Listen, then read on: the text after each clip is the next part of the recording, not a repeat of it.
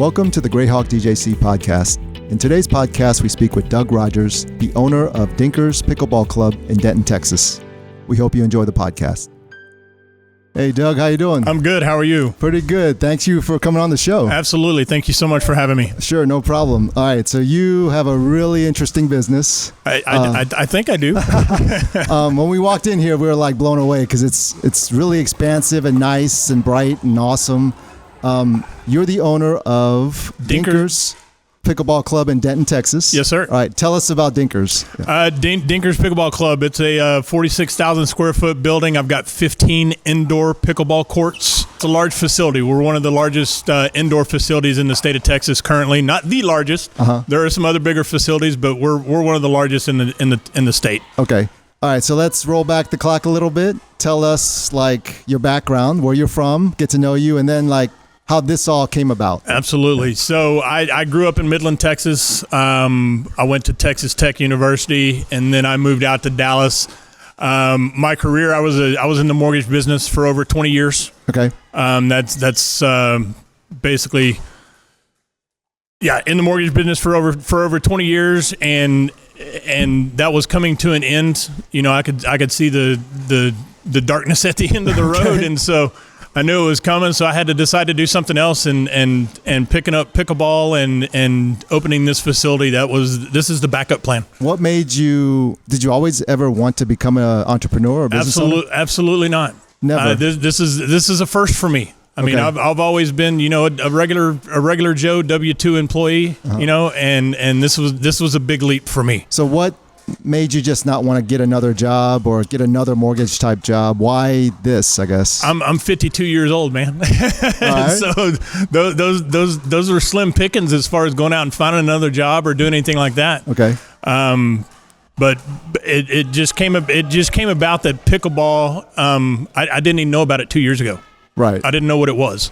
My wife is the one that introduced me to pickleball, and this is the direction that we came. Just out of the blue, she talked about Just pickleball. out of the blue, she came home one day and said, "Hey, hon, we need to go play some pickleball." And I looked at her like she had lost her mind. I didn't know what she was talking about. Right. And so we did. We researched it and watched YouTube videos and did everything before we ever stepped foot on a pickleball court. Okay. And taught ourselves how to play and things like that. And the first time that we did go out to a public park and actually join in some open play, as they call it, I had to learn these terms and everything else because I didn't know anything about it. Right. So we did one night in August of 2023. Okay. We actually went out to Finch Park in McKinney. That's where we're from. That's where we live now, is in McKinney. On a Tuesday night at like 9 o'clock at night, and we walked out there. There were 200 people out there waiting to play pickleball. Really? And it blew my mind. How many courts are there at this place? 12. Okay. 12 outdoor courts. They converted 3 tennis courts into 12 pickleball courts. Right. And I had never seen it. I hadn't been to a place like this before. And when we walked out there, like I said, it just completely blew my mind. Me and my wife looked at each other like, oh my gosh, this could be something. Yeah. And so we did some research on it. I put some numbers to it and things like that. And it was born very quickly because I knew that we needed to be one of the first ones on the ground. How quickly from the first time you played to wanting to start a business did you think about that? 6 months. And what was the main reason, I guess? It's just, I fell in love with it. I mean, I'm a compulsive guy anyway. Right. If I see something I like, I go jump for it. And this was one of those deals that I just saw the bells went off. Right. When I saw how many people were interested in this and starting to read up on it, as far as the expansion of the sport. I mean, it's grown 300% in the last three or 4 years, and it's still going. I mean, we've got 2 professional pickleball leagues. We've got a European pickleball league, professional league. So it's growing nationwide. Right. All right. So take us back to when you first thought about starting a business. Was this the original idea, or did you have many different ideas of what you could do? No, this was it. The pickleball was it. It was make or break with pickleball. But I mean, like pickleball, like any other type of pickleball business, or did you just want to open up your own facility? I wanted a facility. Okay. I didn't want to deal in merchandise and equipment and paddles and things like that, because there's hundreds and hundreds of paddle manufacturers and stuff on the market. Right. I mean, we get them through here every day. They come and ask me to sell their stuff for them. Right. But it was facilities, and the issue that I saw when this first crossed my mind was there are not enough courts. Right. And so I wanted to build courts, and that's what we did. So this is, like I said, put more courts on the ground. When we first started, I think I read a statistic around the Dallas area that for every one pickleball court, there were 400 people that needed to play on that court. So, I mean, immediately I just knew there were not enough courts, and there still aren't enough courts on the ground for everybody that is involved in pickleball now to play pickleball. Even with all the other facilities. Absolutely not. Yeah, there are going to be more facilities coming. Mm-hmm. I know that, and that was one of the reasons that I wanted to be one of the first ones on the ground with a facility of this size. Okay. And then, so take us through the journey. Like, what were the first things you did? What did you go through to get this place? It took us a little bit to find a property because, like I said, I live in McKinney, so I was looking over there, McKinney, Plano, Frisco area, stuff like that. The lease property was just way out of our range. Right. I mean, as far as what they wanted per square foot. What are they asking for in those areas? Like $25 to $40 a square foot. Oh, wow. And I was just like, there's just no way. I mean, we can't do that. We can't make money to sustain that rent. Right. And that's not including all the utilities and whatever. That's just rent. That's just rent in itself, man. And it was absolutely crazy. And that was kind of deflating because I thought that's all we were going to run into. Because that's, like I said, it was just me and a business partner and my wife that were looking at doing this, and that part of it was a little bit deflating, knowing that we weren't going to be able to find a property and worrying about just letting it go by the wayside. But I didn't. I didn't let it go by the wayside. I kept looking. We had a property manager, a commercial property manager that was helping us out. That was one of our friends. And so we started expanding out, not just staying in McKinney, Plano, Frisco, and stuff like that. So we expanded over here to Denton, to Allen, and things like that outside of the immediate Metroplex. Okay. And started looking at places, and this was one of them. This is a Scott Brown property, and we kind of stumbled upon it. Okay. And when we walked in, I looked at it. It was pretty rough looking when we first walked in because it had sat empty for 4 years. But when we did finally look at it, we came in. We saw that the ceilings were high enough. That was our main deal, was making sure that the ceiling height was big enough and we had enough floor space. We've got 9 columns throughout the place.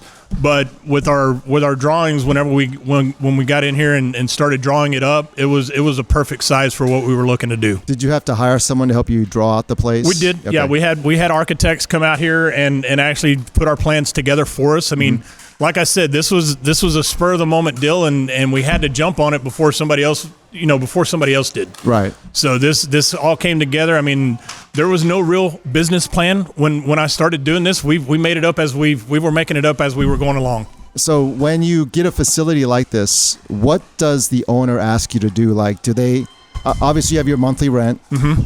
Do you have to pay for any like build outs? We did. We actually took a note out and the owner actually financed that for us. Okay. We didn't have to go out and get an extra bank note or anything like that for the build out. Mm-hmm. Everything you see, the colors, the paint, the insulation, we had to raise the sprinkler system up. I mean, the sprinkler system, I could reach up and grab the sprinklers. Oh, wow. In here when we first got it. So they had to come in and raise all the sprinklers up. So there was quite a bit of work that had to be done to make it what it is right now. Sure. And how'd you come up with the colors and your logo and Dinkers, the name, and all that stuff? It was just thinking about it and looking around, the country at different facilities and Dink. I mean, Dink is one of the shots it's a prominent shot in pickleball. Uh-huh. And so, I mean, that was it. It was always Dinkers to me. Right. There are some other Dill Dinkers and things like that, that have a variation of it, but mine was just Dinkers Pickleball Club. Sure. I wanted it to be nice and simple and streamlined, and with our logo that we did, streamline on our logo, so we're starting to get recognized. Right. And that's what I really like, that we're really starting to get recognized now. Even when I go home in McKinney and stuff, and I'm out wearing my shirt and things like that, people ask me, "Hey man, I've been to your place. I've played at your place." So that's good to see. Sure. So how long did it take you to open up everything? So between October of 2023 is when we secured the building, and we started construction in January. How long did that take, the construction? June 8th was our grand opening, so it took about 6 months. Okay. So construction took about 6 months for everything to get done. Any hiccups or funny stories there? We did. Oh man, I couldn't get it timed out right to get the courts down before they finished doing everything up high. Okay. So I had lifts running around all over the place, and I could never. It was a pain to get my floor guys, arranged and coordinated with everything that was still going up on the ceilings, because I told everybody, I was like, all right, we have to have everything done up high before we do the floors, because Right. I can't have lifts rolling around. They're going to screw up my floors and being painted. So that was one of the biggest challenges. And you had no idea these challenges would be happening since you never started a business Absolutely before. not. I had Okay. no idea, man.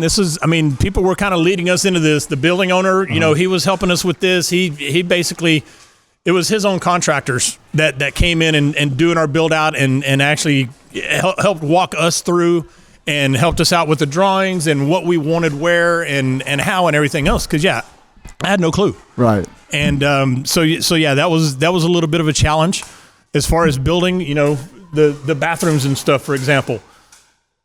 When we walked in here, they were small. There were like 3 stalls in the women's, 3 stalls in the men's. I had to build something bigger. So we built the bathrooms, like they are, 2 showers in each one. So I've got lockers and showers and changing rooms and everything like that. That was something we didn't think about, when we came in. I was like, yeah, just have us a couple of toilets back here and we'll be okay. But Right. that's not how it went. Right. So The reason I ask is because when we talk to a lot of entrepreneurs and they're building a business, they have this like utopian idea of what's going to happen. And then when they actually get into it, it's all jumbled up and different. it is, man. Yeah. This is. The word I'll use. I'm from Midland, Texas. This is kind of a redneck setup. That's what it was. I grew up in West Texas. You'd never know it though. I never. Well, I think I've got the accent a little bit. But this was, like I said, I had no plan. There was nothing in writing where I said, here, this is what I want to do. It was all, spur of the moment. We're gonna do it as it comes along.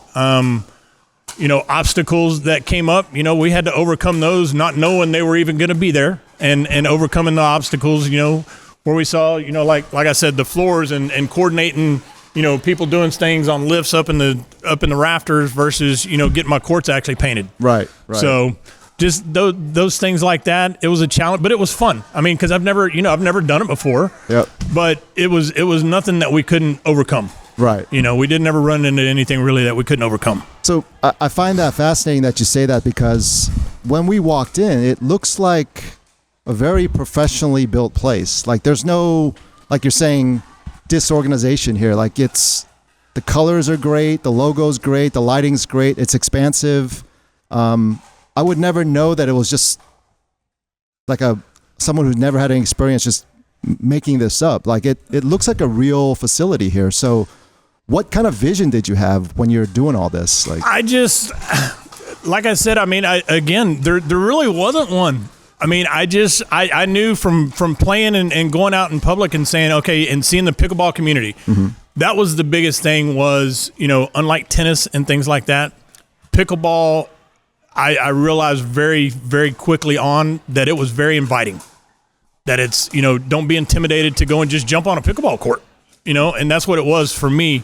It was the community surrounded around it. So putting the courts on the ground, the colors that I had in mind was dark, because you've got to have not really dark, but dark colors as far as walls because of the ball. Right. Because of blending in with the ball and missing the ball and things like that. That's why my lime green wall is up high and not down low. On my columns, the lime green is up high and not down low because it interferes with the ball color. Because the ball colors are lighter, right? They're yellow or lime. Okay. Yellow or lime colored balls. That's they've got all kinds of different colored balls, but we play with a yellow ball. That's our club ball. So putting it like that, as far as the colors and things like that, I'm a blue guy. I love blue. I've got a blue vehicle. I had a blue motorcycle. I love blue, and the color of my walls is salty dog. That's the blue of my walls is salty dog. That's the color of it. Sure. And electric lime is my wall of fame right here. So like I said, I mean, it was just two colors, but they needed to be dark. Right. I went and researched in other facilities, other indoor facilities, to see their paint schemes and color schemes and things like that before we, decided on our colors. And this seemed to match our motif, and as big as the building was itself, those were the colors that I decided to go with. Right. So in this building out process, were you ever at a point where you're thinking, what did I get myself into? No. We were excited the whole time. I mean, I was over here daily. I mean, even when there wasn't construction going on from the crews and stuff around here, I was over here doing something. I was up on the lifts, pulling stuff out of the rafters and everything else. So I was a part of it. That's awesome. I mean, as the owner, you don't see many, owners doing that stuff and getting their hands dirty and everything else. I did a bunch of it around here. I put in all the fencing. Okay. All of the netting and everything that you see throughout the facility, that was all me and my staff. Right. How did you raise the funding for all this? There wasn't a whole lot of funding to raise. I had a handful of friends that helped me out with this. Okay. That basically came forward with our initial investment. Okay. That the landlord required of us. What was that? May I ask? $100,000. Okay. So we got into this for $100,000. That was to secure the building. And that's from you and some friends of yours. From me and some friends of mine. Putting together. Okay. Putting together, and yeah, they've got an equity stake in our company. Okay. They don't have anything to do with the day to day. It's me and my wife that run it. But they were like, yeah, we see your vision, we see your passion. We want to help you out, and so they did. And I'm so thankful that they did. Sure. I'm so thankful that they jumped in and did it.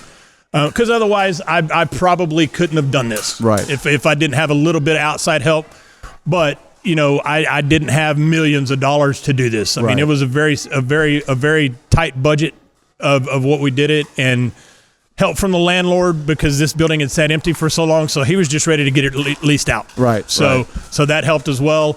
And also him stepping up and helping us with the build out. That was a tremendous help. So. Right. All right. So you have everything done.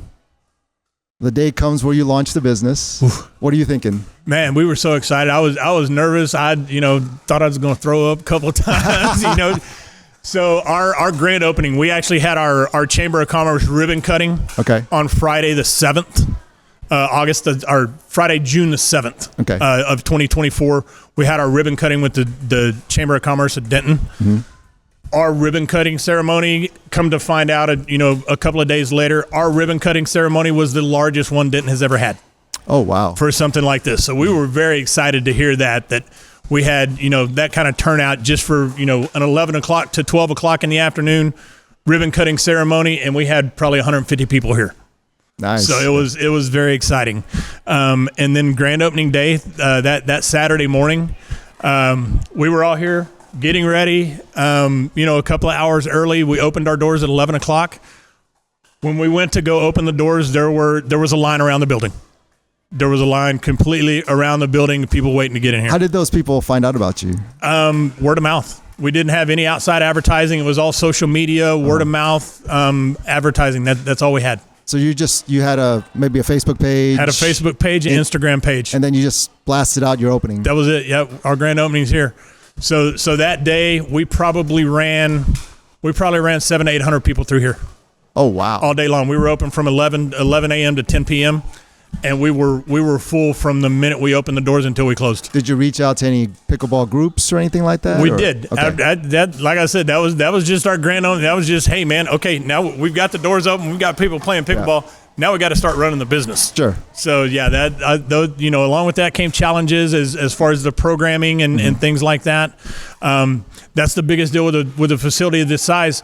I've got to keep programming, not just hey, we're just open, come out and play and do your thing. We've got I've got 6 coaches on staff. I've got a whole front desk staff that greets and checks everybody in when they get here. So that coming along with all of that was that was fun to do. I mean, I'm not the one that's ever, hired people and done this and that. So that was, a fun part of it. My wife enjoyed it. My wife's the one that really runs the place. Sure. Jessica. And so, having her along for this ride, I mean, it's been hectic. It's been, turmoil, but also fun at the same time. Right. And we know that we're going in the right direction. Yep. We know that we're going in the right direction. So how many staff do you have on staff right now? Oh gosh, 1, 2, 3, 4, 5, probably six part-time staff that run our front desk. Okay. Like I said, we've got six coaches on staff. Are the coaches contractors or They're contractors. Okay. They're contractors. They basically set their own schedules. They set their own classes. They bring in their own. They'll bring their own clinics and drills and stuff to us to approve, and then we'll put them on the books. We'll put them in the scheduler. Okay. Things like that, and then other than that, like I said, me and my wife and another partner of ours, Barry Frank. Mm-hmm. He's been a big help with getting the groups in here. This kids club that we're actually in and interviewing in right now. This was something that had been requested of some kind of child care, some kind of supervised play for kids and parents when they come into play. So this was one of our first major builds after we opened to get this going and have somewhere, because nobody else, there aren't any other facilities that offer childcare. Right. So we wanted to be one of the first ones that offered something like that for kids to come in and have supervised play where your parents don't have to worry about coming in here playing pickleball and worry about their kids running around. Right. No, that's awesome. So you and your wife are basically the only full-time staff. Everyone else is either a contractor or part-time. Part-time. Yep. And then, who does all the maintenance and keeping this place up? You're looking at him. Right. That's me. I do most of the maintenance that I can. If it's something that's got to require an outside person, I'll get them in here. But most of it is me. Okay. Are you also doing all the cleaning too? We do all the cleaning. Most of the courts and stuff. We've got a little system down now that a bunch of my part-time staff, they'll sweep the courts on a daily basis. I sweep the courts on a daily basis. That's the biggest part of cleaning. You don't realize how dirty the floors actually get. Yep. Until you fill up our manual vacuum that we have, our manual sweeper when we're going around with it, and you look in it and you're like, oh my gosh, I did not realize that was on the floor. Right.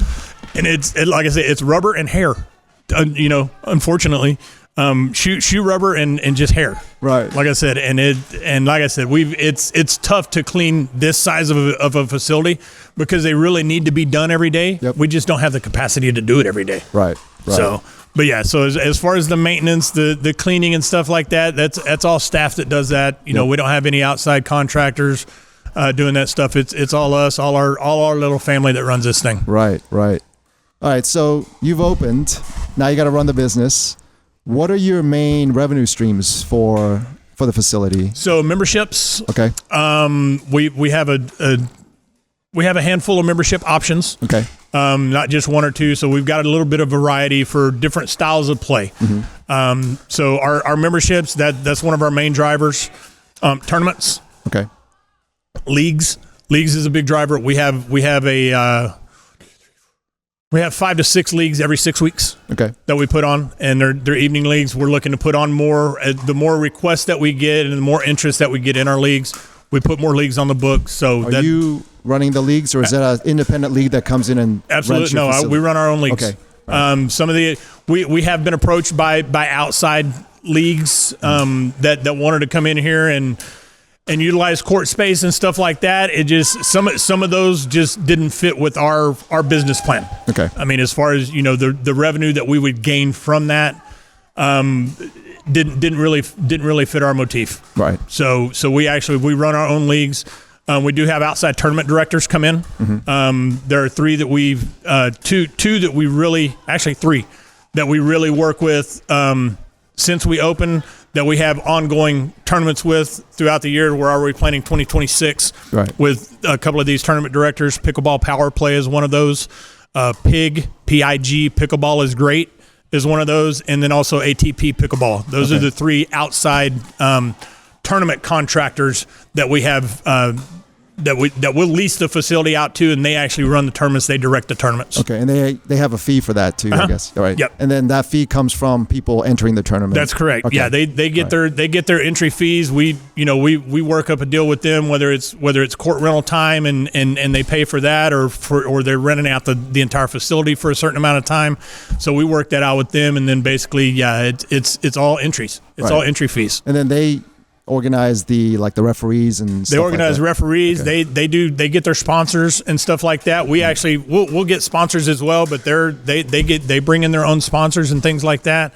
They come in, they set up. We just basically show up to open the doors for them on tournament day, and they do their thing. Nice. And then I guess you get. So I've noticed there's some sponsorships. That's another revenue stream. We right? do that. That's another one that we're actually really ramping up right now. Okay. Is our sponsorship offerings. Actually, all of our brochures are at the print shop right now. Okay. For us to start selling our sponsorships. Like I said, we've got 400 feet of wall space, to deal with, and so we calculated it all out, drew it all out, and put a great presentation together for outside businesses to come in here and advertise with the foot traffic that we get. It's going to be an unbelievable advertising opportunity for other businesses. Who does the outreach for the sponsorships? That'd be me. All right, so that'd be me, man. Calls, I'm making the cold calls. Yeah. I'm going out seeing businesses. I've got, like I said, my business partner Barry. Yep. He's going to be doing the same thing. Once we get all that stuff in hand and we've got something to actually present, we're going to be hitting it hard and heavy. How do you like making cold calls? I don't. I hate it. I did it for so long. Like I said, I was a mortgage guy for years, so I've had experience with cold calls and picking up the phone and smiling and dialing. Yep. There you go. Awesome. So tell us about the membership. What kind of memberships do you offer then? So basically, we offer a couple of hybrid memberships. Okay. Basically, I didn't want to have everything all inclusive. Basically, you pay for a membership and you get perks. You get perks for your membership. You don't get everything for free. Our model was not going to sustain like that. So basically, we have a $60 membership that gets you unlimited open play, 7 days a week. We are open 7 days a week, 8 a.m. to 10 p.m. So an open play membership that gets you unlimited open play and a couple of free reservations per week. And then we've got another model that gets you more reservations, like 4 reservations per week and a couple of open play sessions per week for the same price. It's just 2 different models. Right. Yep. How many members do you have currently? Close to 500 right now. Wow. We're looking to have 800 to 1,000. Okay. Once it's all said and done. And that's your max, you think? Or? I think that's our max. 1,000, I think would be our max. Okay. Yep. So we're really striving for that. And I think once we get our sponsorships, our sponsorship opportunities and stuff out like that we'll hit those numbers pretty quick. And that's only after a year, right? That's only after a year. No paid advertising. No paid advertising. It's been all us. I mean, like I said, we started. Our initial investment, the $100,000, that was to put a deposit down on the building. It was not any operating capital. So the operating capital is what we're making right now. Right. And then when did you become comfortable with this happening in your role? Like, okay, we got something that's growing and working here. We're not yet. we're still not yet. No, we're comfortable with it. We know we're going in the right direction. Yep. So, okay, funny story again. So when we opened June 8th, that Saturday when we opened, ran a great day, had 700-800 people run through here playing pickleball all day long. We were closed on that Sunday just to give our staff a break and everything else before we opened up for regular business hours come Monday. That first week, it was crickets. It was crickets in here. Because now people had to come and pay to play pickleball. Yeah. It wasn't free anymore. Our grand opening, everybody played for free. So, everybody and their dog came out here. But that first week, it was crickets. And we were like, oh, my gosh, what did we do? What have we done? We're in trouble. What's going on? Yep. And it eventually slowly picked up. I mean, our daytimes now, like we see behind me, it took a while for us to fill our daytimes up just with that specific group niche that can play during the day. Most people work. We've got a good retirement community up here. Ropes and Ranch is up here, so we've got a big group of members, out of the Ropes and Ranch group. But yeah, filling up our daytime, that was the scariest part of it. Come noon on any given day, and there's nobody in this building but me. And that was tough to deal with. That was tough to swallow. When did you get your first paid customer and then start filling up, I guess? Oh, we were selling membersps before we ever opened the doors. Okay. Yeah. Right. So we had our memberships. They just weren't coming in. They just weren't. Yeah. They just weren't coming in during the day. I mean, even our evenings were a little bit slow once we first started out Because like I said, we didn't have any real outside advertising. We weren't running, TV commercials or radio spots or anything like that. I'd done one other podcast, so that's how our name got out there. But other than that, it was social media and word of mouth. Right. And here a year later, that social media and word of mouth has filled us up, got us over 500 members, and we're still building on it. Right. So when did you start feeling like, okay, we're getting packed during the day, we're doing well, like that feeling of crickets went away? About 4 months ago. About 4 months ago is when that happened. Right. It did. It was a turning point. Like I said, it was we really had to start thinking and hunkering down and thinking about our programming. Okay, what can we do? What can we put out there to draw more people in here? To draw, the junior crowd, the senior crowd, things like that. Because this sport is for 7-year-olds up to 90-year-olds. We've got 70 and 80-year-old divisions in our tournament. So this game is for everybody. It's not just a retiree sport anymore. It's fixing to be a scholarship sport in schools and things like that. So those are things that we're preparing for, is building that following for the future. Right. Because it's going to get huge. Like we said, we've got a couple of different professional pickleball leagues now. Just down in Carrollton, the Dallas Flash. We have our own professional pickleball team in Dallas, and it's exciting, and to see the growth of it. It's scary because indoor pickleball, in my mind, is new around here to everybody. On the East Coast and the West Coast, it's popular. And around here, we were, like I said, we were one of the first indoor facilities in Texas, or in the DFW area. And so that was scary, being one of the first ones and growing from nothing into what we have now. That was the scary part of it. Right, right. Tell us what your daily routine is like. It just depends. It changes every day. So there's nothing the same. I'll come in here. Me and my wife, usually we've got our schedule set now to where we're not working a complete 24/7 anymore. With our staff and stuff, we can actually take a little bit of time off, and when we do that, we're just at home sleeping. But on a daily basis, it just depends on what's going on. If we've got a full house, I'm up in the front helping check people in, check people out, things like that. If we're dead, I'm out with the sweeper and I'm sweeping courts. I'm cleaning the place up. You've seen the size of the building; it's huge, so it does need to be cleaned. And with 6 or 7 people, it's just hard to keep it clean with that many people. So we're always cleaning something, setting something up. I'm taking phone calls of vendors and things that want to do stuff with us, and if it fits with our business plan and things like that. So we're still building. We're not anywhere set as far as, okay, this is it. This is what we're running with.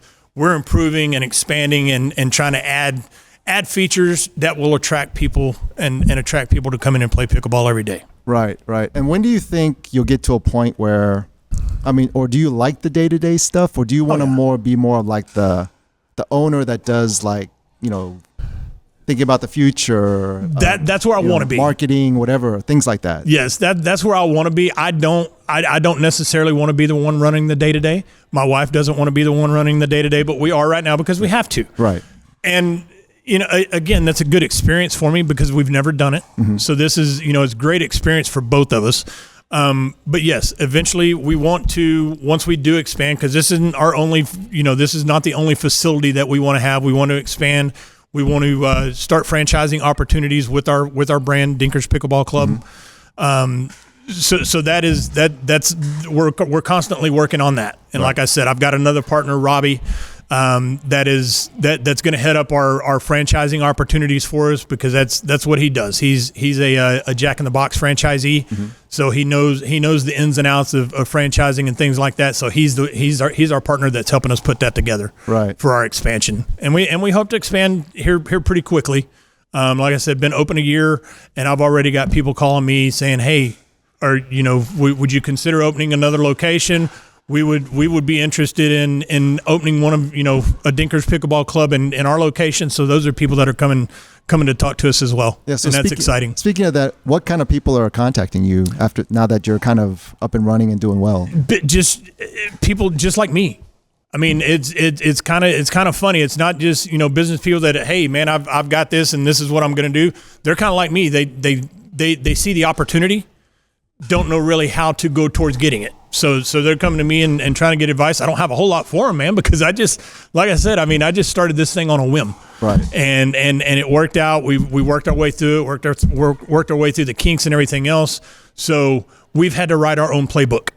And that's exactly what we've done. We've written our playbook. I've actually got, it's close to 800 something pages that we've compiled as far as our operations from a computer standpoint, to our programming, to our leagues, to everything like that. We've actually written our own playbook that just wasn't in place when we first started this deal. And that's what it took for us to realize that, yes, we can expand. It's not just us. We're not in this alone. And people are interested in doing this and interested in taking off and running, because again, this sport is so inviting. I hate turning people away, but we do fill up enough that I've got to turn people away. I mean, I've only got 15 courts, to play on. So we do have to turn people away sometimes because we're full. We're completely full, and I don't want my other people that are in here playing to suffer by waiting too long in between games and things like that. So unfortunately, we do have to turn people away sometimes. And that's why you need a new place. Absolutely. Yeah. So yes, we need, again, the whole reason I started this, we need more courts. Where would you like to open other places? I don't know, honestly. I mean, I'm born and bred in Texas, so I mean, doing things out of state, I mean, that might be an opportunity. Mm-hmm. I'm not that far ahead yet. We've thought that far ahead. I'm just not there yet. Right. As far as that expansion and thinking about, the demographics of where we really want to go. Would you consider maybe taking over Dallas first, or going to other Texas cities? Going to other Texas cities. Okay. Dallas is getting saturated with pickleball clubs. Okay. All kinds of different brands, all kinds of big franchise brands that got all this money, and they're bringing all this, big corporate stuff in here. I'm the little guy. I'm the little guy trying to make it work on his own. Right. And I'm bound and determined to do so.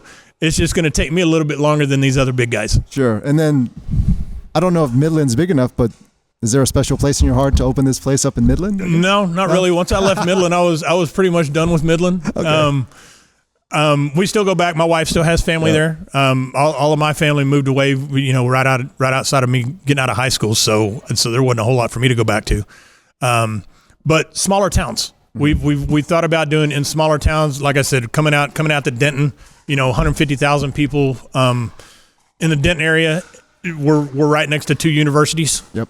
So that's a big push for us too. We get a lot of student players and stuff in here as well. But that's been our thought. The 150,000, 200,000 limits in cities. Mm-hmm. Things like that, not your big, right in the middle of Dallas or anything like that, but going out to the smaller suburbs. Right.